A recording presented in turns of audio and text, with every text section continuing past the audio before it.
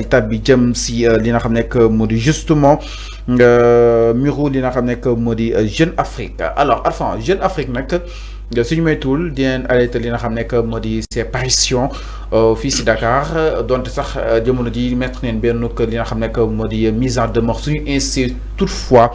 Jeune Afrique peut-être jamono ji autorité yi jël nañ seen ay responsabilité par rapport ak Jeune Afrique mu daal defaraat li nga xam ne moo di bind mi ak aussi yenn yoo xam ni itam da koy daal di yëkkati fii Sénégal parce que loolu mën na yëkkati wàllu jihadisme entre autres c'est des faits yoo xam ni itam des fois après conséquences yi dina xaw a alarmante à fond naka daal di jàngatee ces mises en demeure yi nga xam ni itam le gouvernement envoyé na ko li nga xam ne moo di Jeune Afrique concrètement. Fallou man bi may wax ci Jeune Afrique du tey dafa yàgg.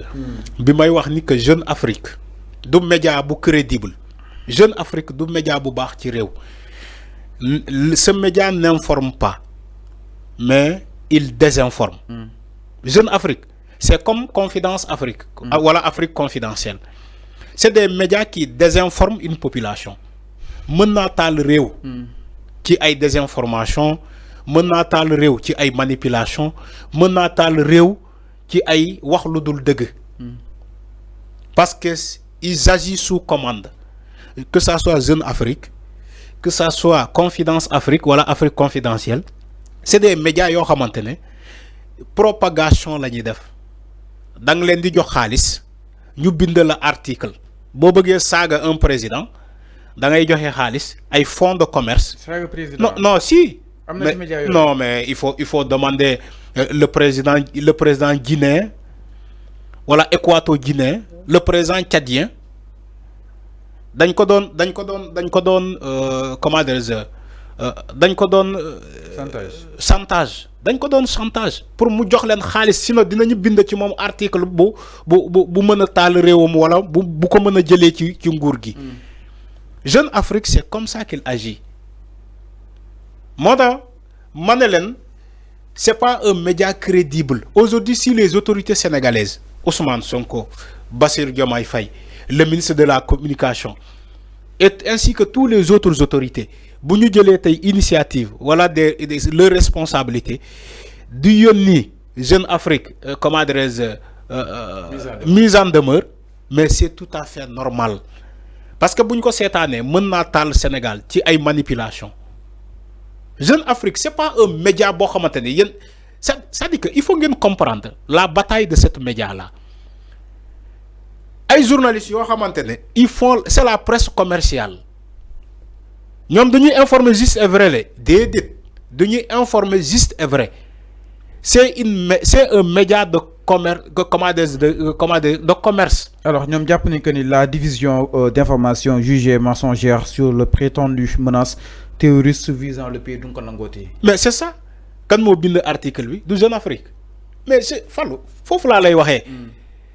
loolu c'est des intox la manipulation la fenn la ay kàcc la la menace terroriste le Sénégal est menacé terroriste. da ngay gis ay terroristes menacé Sénégal terroristes kay xam nañu fa ñu nekk fan la ñu menacé dans la sous-région ban côté la ñu nekk. Du côté des pays du Sahel, les pays de l'AES. Terrorisme bi fofu la menacé wu même si mu ngi law ba Mali tout près du Sénégal mais gisoo ay terroristes menacé Sénégal loolu ko wax mooy da ngay wax lu la neex te Jeune Afrique loolu la bind. Jeune Afrique loolu la bind. Et vous voulez que ñi bàyyi Jeune Afrique ci sa manipulation son intoxication wax loo xamante lu dul dëgg fenn rek su ko defee mu am ay médias sénégalais reprendre information bi mooy les médias faibles et les médias yoo xamante ne journalistes yi du ñuy dem gëstu dañuy ne non Confidence Afrique laa ko jëlee. Imaginez ñoom ces médias là ñu gis information bi ci Jeune Afrique ñu dem reprendre les mêmes informations.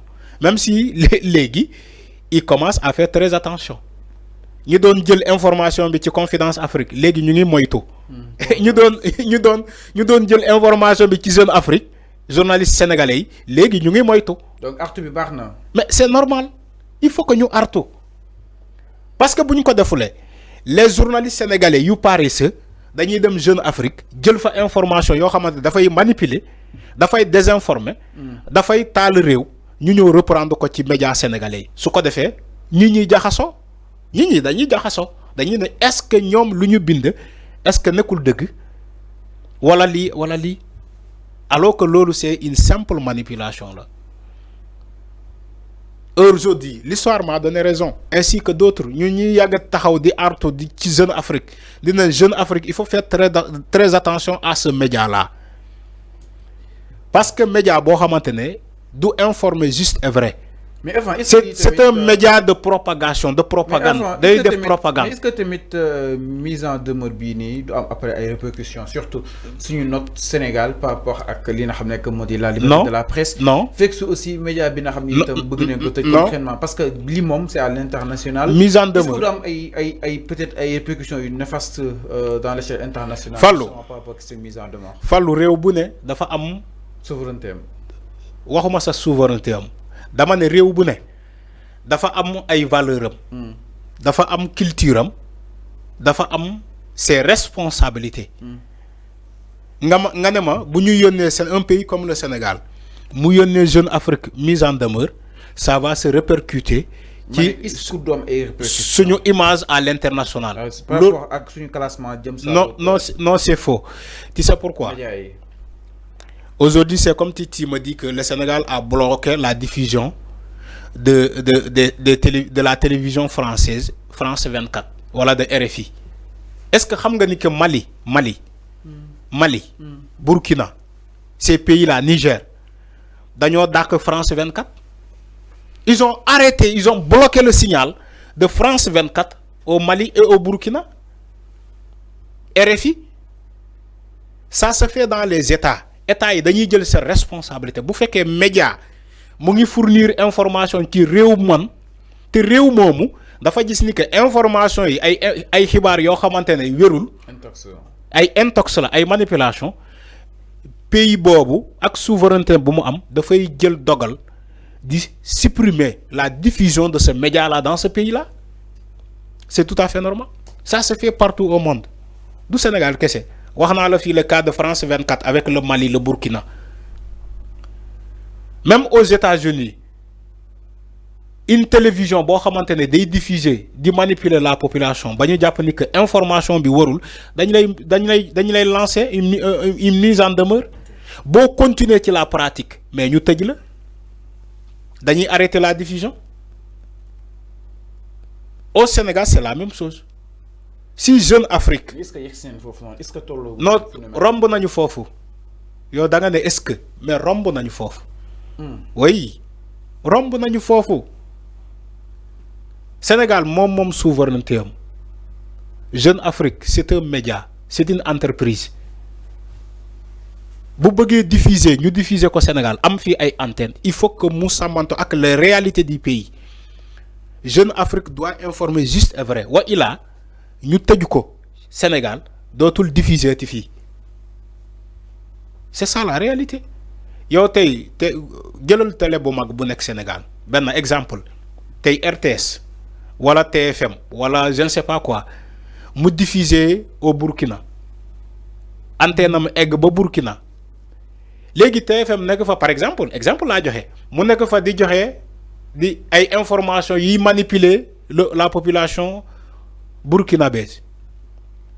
Mais dañ koy lancer une mise en demeure ne ko mais yow attends en tant que média étranger ngay joxe ay xibaar yu wérul foo ko teg soit tu changes ta méthode ou bien on coupe le signal dootoo diffuser ti fii suñu réew te ñu ñoo moom suñu souveraineté foo bëgg ci àddina nañ fa dem tu auras toujours tort en tant que média. yow Jeune Afrique Sénégal buñ ko tëjee fii bu plainte état du Sénégal moom mooy daanu fépp fu ñu mënta dem ci àdduna moom mooy daanu. Donc moo tax ma ne la il va de la responsabilité de l'État du Sénégal de prendre ses responsabilités par rapport à la diffusion des images ou bien la diffusion des informations yoo xamante ne population bi dina ko soxla parce que l'information ki ko gën a yelloo c'est la population. La population a droit à l'information mais on doit informer cette population là au lieu de désinformer cette population là. Mais Jeune Afrique, quand tu vois ce qu'il fait ces derniers temps, il désinforme la population. Jeune Afrique, il désinforme la population. Xawma ñan ñoo nek ci ginnaawam duma ne duma tuuma diw wala Masamba wala Mademba, mais il doit cesser de désinformer la population. Bu buggulee jógee Sénégal wa ila dañ koy dàq mu jël ay bagages am diffuser ci yeneen pays mais pas Sénégal. Donc peut-être lui de choisir. À lui de choisir wala su ko neexee mu diffuser ko ci internet bi moom moo xam. Alors mi non par rapport ak li nga xam ne que moo di Miro Jeune Afrique donc nag envoyé nañ ko li nga xam ne que moo di mise en demeure pour mu daal di génn si yooyu nga xam ni itam nekk na ko jëm si wàllu intox alors daal di ñëw itam si leneen sans